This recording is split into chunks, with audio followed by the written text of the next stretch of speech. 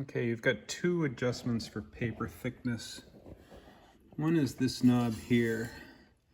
You can see if you turn it clockwise, it's for thicker paper. Counterclockwise is for thinner paper.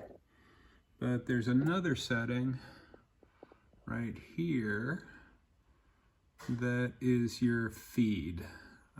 It sort of is the pickup. So you've got to adjust this as well.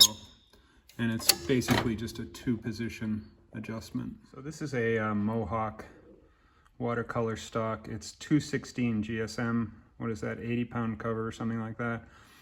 I find that if you stack it much taller than this, you will run into jamming problems, even with the settings correct for thickness and all that. So it's just a matter of sort of scaling back and just loading about 1/4 inch of stock in there, and it should be fine. You have a couple of adjustments for the registration, and it's kind of random, but I always start off by zeroing this and then running my master, and then you know, you can adjust the print position top to bottom on the page, so the 8.5 by 11 is in there long ways. So top to bottom, literally the direction that it's pointing by hitting the arrows. And I'm gonna say it moves it about 1 millimeter for every time you hit an arrow, and it will save that. So that's that adjustment. The other registration adjustment is here on the paper feed table, right there.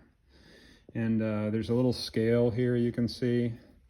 And by turning this, you can see it moving slightly. Wish I could tell you there was a way I figured out to